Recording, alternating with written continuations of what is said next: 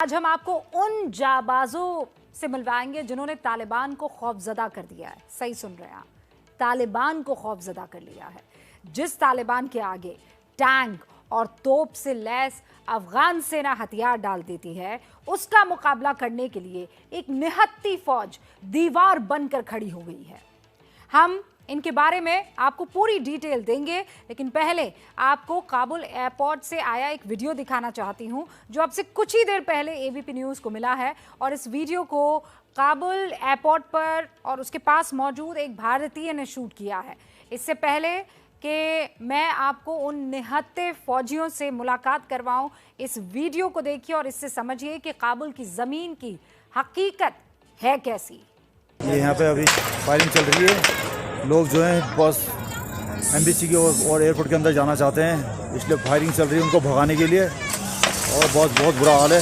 देखो आप देख सकते हो कितना भीड़ है चारों तरफ। इधर देखो तालिबान वहाँ पीछे, वो अपनी गाड़ी में बैठ रहा है, सफ़ेद टोपी लगा रखा है। देखो वो आप देख रहे होंगे तालिबान, वो चढ़ रहा है गाड़ी में, वो तालिबान चढ़ रहा है। देखो पीछे गेट के, और पूरे यहाँ पे इस प्रकार से हो रहा है। फायरिंग लगातार चल रही है, लगातार फायरिंग चल रही है लोगों को भगाने के लिए। लगातार फायरिंग चल रही है, लगातार। लोग फिर भी नहीं डर रहे हैं। लोग पागलों की तरफ बस जाना चाहते हैं, बाहर विदेश जाना चाहते हैं। बस एक ही जुनून है, यहाँ से निकलना है।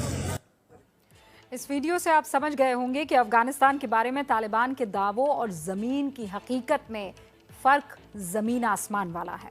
अफगान सेना और तालिबान की जंग को ख़त्म हुए अभी 4 दिन ही हुए हैं कि अफगानिस्तान में एक नई जंग शुरू हो गई है। लेकिन ये जंग ज़रा हट कर है।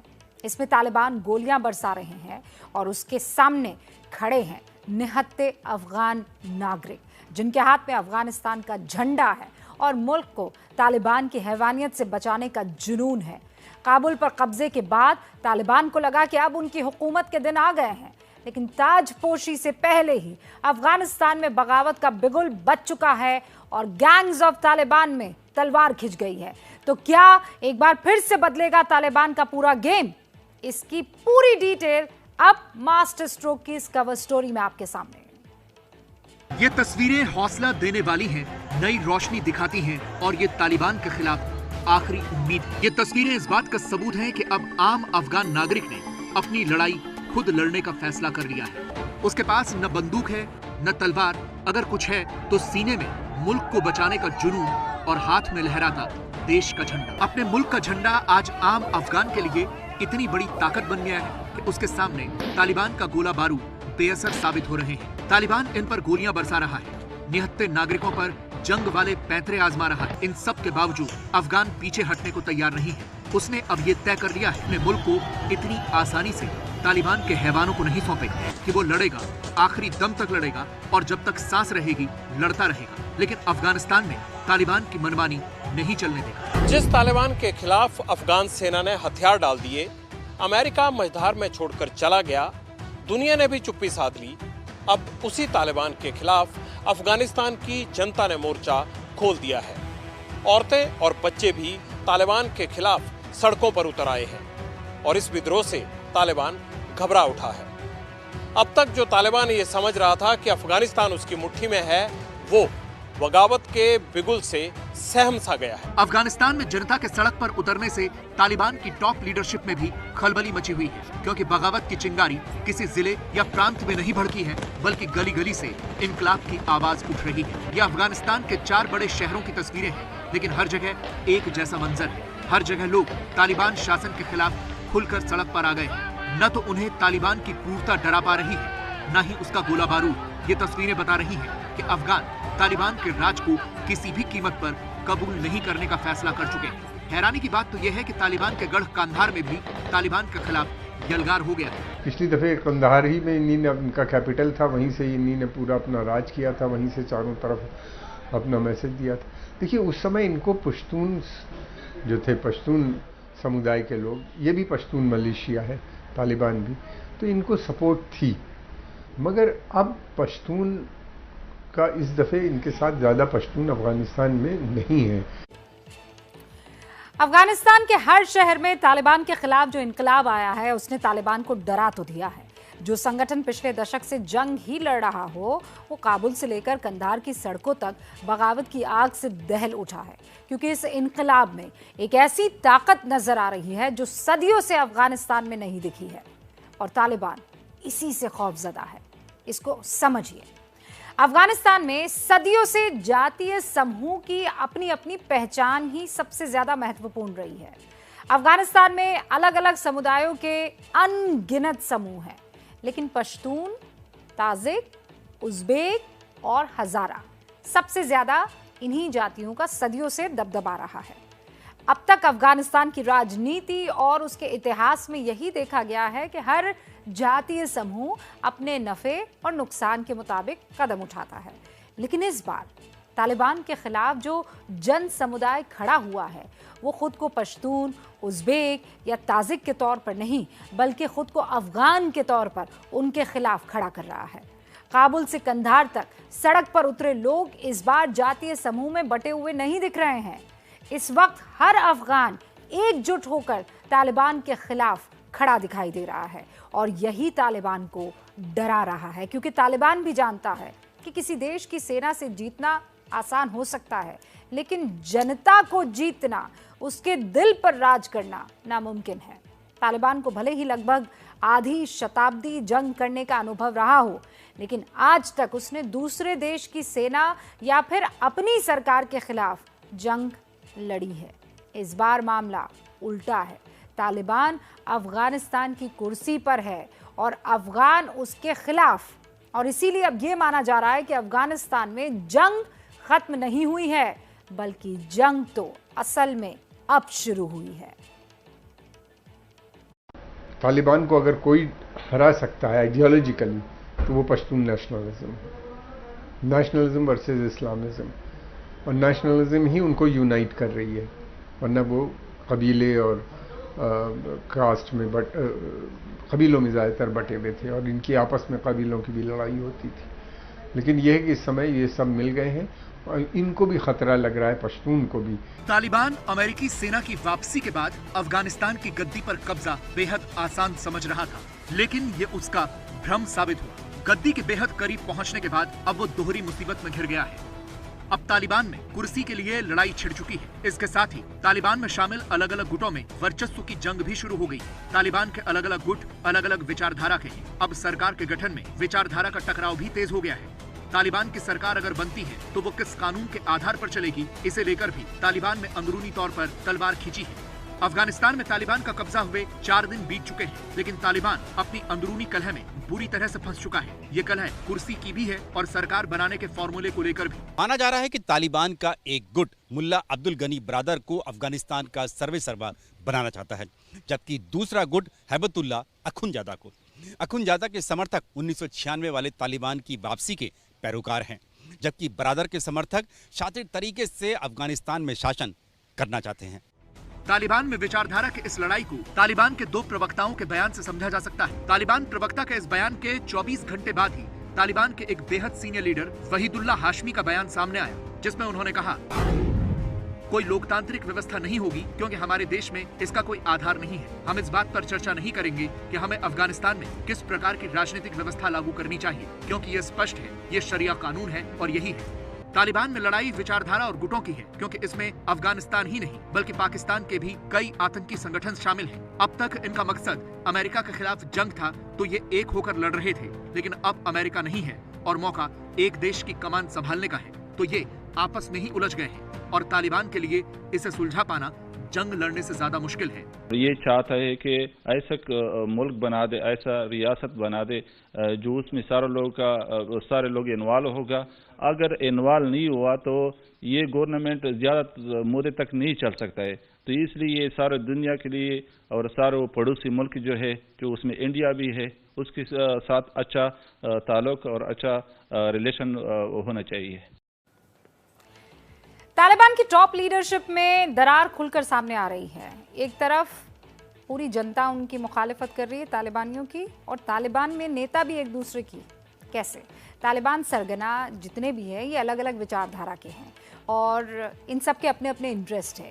इन्हें एक मंच पर अब आकर सरकार बनानी है, देश का नया कानून तैयार करना, और इसीलिए इनके बीच कोल्ड वॉर छिड़ गया है। हर कोई अपने हिस्से में कुछ ज्यादा की मांग कर रहा है। अब आप ये समझिए कि ये तलवार खिंची कैसे है। तालिबान का सबसे बड़ा नेता है हिब्तुल्ला अखुंज़ादा, जो ये चाहता है कि तालिबान की सरकार का जो कानून है वो शरिया पर आधारित हो और सरकार का गठन 1996 वाली जो तालिबान सरकार है उसकी तर्ज पर हो। जबकि तालिबान संस्थापक रहा मुल्ला अब्दुल गनी बरादर, वो ईरान मॉडल पर सरकार बनाने की वकालत कर रहा है, क्योंकि वो खुद राष्ट्रपति बनना चाहता है। फिर नंबर आता है तालिबान की सीनियर लीडरशिप में मुल्ला याकूब का। ये उदारवादी सरकार के पक्ष में है और पड़ोसी देशों से अच्छे रिश्ते का हिमायती रहा है। उसके उलट हक्कानी गुट का जो नेता है सिराजुद्दीन हक्कानी, वो आतंकवाद का समर्थक करता है, इसलिए क्योंकि आतंकवाद से हक्कानी गुट की तिजोरी भरती है। ये तालिबान के सबसे सीनियर नेता हैं और अगर तालिबान सरकार बनाता है तो यही उस सरकार के कर्ता धर्ता बनेंगे। लेकिन इन सब की विचारधारा और इनके अलग अलग गुटों के इंटरेस्ट आपस में बटे हुए हैं और इसीलिए कोई कह रहा है कि शरिया कानून की तर्ज पर अफगानिस्तान चलना चाहिए, कोई अपने जातीय समूह के कानून की हिमायत कर रहा है। इसीलिए अब ये समझिए कि शरिया कानून और अफगानिस्तान के जातीय समूह में क्या क्या फ़र्क है। जैसे पश्तून, ताजिक और उज़्बेक के कानून में और शरिया कानून में फ़र्क है। सबसे पहले शरिया कानून के बारे में आप समझिए। शरिया कानून के इस्लाम के 4 मतों पर निर्धारित होने की बात है। इन्हें स्कूल ऑफ थॉट कहते हैं। ये 4 स्कूल ऑफ थॉट है हनफी, मालिकी, शैफ़ई और हम्बली। तालिबान शरिया के हनफी स्कूल ऑफ थॉट को मानता है। हनफी जो मत है उसमें अपराधों को 2 कैटेगरी में बांटा गया है।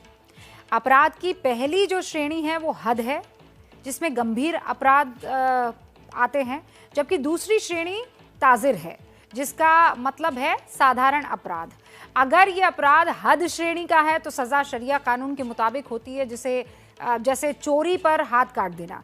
लेकिन अपराध अगर ताज़िर श्रेणी का होता है तो सज़ा तय करने का अधिकार जज के पास होता है। इन 2 श्रेणियों में तालिबान अफगानिस्तान में शरिया कानून लागू करने की बात कह रहा है, लेकिन अफगानिस्तान में पश्तून, ताजिक और उज़्बेक जैसे समूह के कानून अलग अलग है, अपने कबीले के हिसाब से है। उन्हें अपने कानून से छेड़छाड़ किसी भी कीमत पर बर्दाश्त नहीं है। हम आपको पश्तून, उज़्बेक और ताजिक के कानून के बारे में बताते हैं, जो नहीं चाहते हैं कि अफगानिस्तान में शरिया कानून किसी भी कीमत पर लागू हो। अफगानिस्तान की सबसे बड़ी आबादी पश्तून है, जो पश्तून वाली कानून को मानते हैं, पश्तून वाली। लेकिन उज़्बेक में बुजुर्गों की जिरगा और शूरा से ये फैसला होता है। उधर अगर मैं ताजिक की बात करूं तो उनके कानून इनसे अलहदा है, जैसे वो हत्या होने पर जुर्माना लगा देते हैं। पश्तून का कानून परंपराओं के आधार पर चलता है, लेकिन उज़्बेक में हत्या होने पर जुर्माना देना होता है।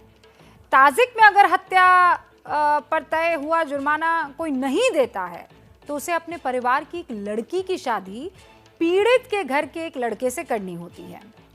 पश्तून में ज़्यादा सज़ा में जुर्माना चलता है, ज़्यादातर जो सज़ा है वो जुर्माने के तर्ज पर है। लेकिन उज़्बेक में चोरी पर सामान वापस और पिटाई होती है। ताजिक में भी चोरी पर सामान वापस और जुर्माना लगाया जाता है। पश्तून में सार्वजनिक माफ़ी पर जोर दिया जाता है। उज़्बेक में रेप पर बदले की सज़ा है। अवैवाहिक संबंध अगर आपके हैं और पकड़े जाते हैं तो फिर शादी की तौर पर सज़ा है। तो ये सारे कानून आपस में अलग अलग हैं और शरिया कानून इन सब से एकदम अलग हैं। अफगानिस्तान पर तालिबान के कब्जे से अगर दुनिया का कोई एक देश सबसे ज़्यादा खुश है, नाम बताइए? पाकिस्तान। 80 के दशक में पहले सोवियत संघ के मुकाबले के लिए पाकिस्तान ने अमेरिका की मदद की। वहाँ मुजाहिदीनों की ये फ़ौज तैयार की, अमेरिका के कोटे से उन्हें गोला बारूद की सप्लाई करवाई। इसके बाद जब पिछले 20 सालों से अफगानिस्तान में हालात सुधर रहे थे तो पाकिस्तान की दाल गलनी बंद हो गई, क्योंकि सबको पता चल गया कि आतंक का सबसे बड़ा एक्सपोर्टर पाकिस्तान है। अब जब अफगानिस्तान पर तालिबान का कब्जा हो चुका है तो पाकिस्तान खुशी से झूम रहा है। प्रधानमंत्री और मंत्रियों से लेकर उनके आतंकी संगठन तक तालिबान का समर्थन करते हुए नजर आ रहे हैं। 16 दिसंबर 2014 की वो तारीख जब पाकिस्तान के पेशावर के मिलिट्री स्कूल में आतंकवादियों ने हमला कर दिया था और 132 मासूम बच्चों को मार डाला था। यह ऐसा हमला था जिसे पूरी दुनिया अब तक नहीं भूली है और ना ही कोई भी पाकिस्तानी उनके बच्चों पर हुआ यह हमला भूल सकता है। लेकिन मौजूदा दौर का पाकिस्तान यह हमला भूल चुका है। पाकिस्तान के नेता अपने स्कूली बच्चों के कत्ल को भूल चुके हैं। ऐसा हम क्यों कह रहे हैं वो समझने से पहले आप ये जान लीजिए कि पेशावर के इस स्कूल में हमला तहरीक-ए-तालिबान पाकिस्तान नाम के एक आतंकी संगठन ने किया था। अब इस संगठन के सरगना ने अफगानिस्तान में कब्जा करने वाले तालिबान का समर्थन किया है। तहरीक-ए-तालिबान पाकिस्तान के सरगना नूर वली महसूद की तरफ से तालिबान के सरगना मुल्ला हैबतुल्ला अखुंज़ादा को एक पत्र लिखा गया है जिसमें लिखा है कि अमीरात-ए-इस्लामिया को तहरीक-ए-तालिबान पाकिस्तान की तरफ से मुबारकबाद। अफगानिस्तान की अजीम फतह और आजादी के मौके पर तहरीक-ए-तालिबान पाकिस्तान के अमीर की तरफ से अफगान मुजाहिद और गाजी कौम को मुबारक हो। आज इस मुबारक दिन पर तहरीक-ए-तालिबान पाकिस्तान अमीर इस्लाम अखुंज़ादा से अपने गठजोड़ की तस्दीक करता है और वादा करता है कि इंशाअल्लाह मुस्तकबिल में भी अखुंज़ादा की तरक्की के लिए किसी भी कुर्बानी से पीछे नहीं हटेंगे। इसे हम अपनी इस्लामी और शरिया जिम्मेदारी समझते हैं। तहरीक-ए-तालिबान पाकिस्तान का सरगना नूर वली महसूद संयुक्त राष्ट्र का एक घोषित आतंकवादी है। उसे अलकायदा समर्थित आतंकवादी भी माना जाता है और अब वो तालिबान के साथ गठजोड़ कर रहा है। उनके लिए कुर्बान तक होने को तैयार है, लेकिन इसके बावजूद पाकिस्तान हुकूमत तालिबान का समर्थन कर रही है। जब से अफगानिस्तान पर तालिबान का कब्जा हुआ है, पाकिस्तान की हुकूमत बल्लियों उछल रही है। इमरान खान का बस चले तो वो खुद अपने हाथों से अखुंज़ादा को काबुल की गद्दी पर बिठा कर आए। 3 दिन पहले वो खुद अफगानिस्तान पर तालिबान के कब्जे को गुलामी की जंजीरें तोड़ना बता चुके हैं। अब इमरान के मंत्री भी उन्हीं की बात को आगे बढ़ा रहे हैं। इस कब्जे से पाकिस्तान की हुकूमत खुश है। तालिबान की तारीफ में कसीदे पढ़े जा रहे हैं। तालिबान के कब्जे में भी पॉजिटिव बातें खोज खोज कर निकाली जा रही हैं। तालिबान के आतंकवादी उन्हें शांति के दूत नजर आ रहे हैं।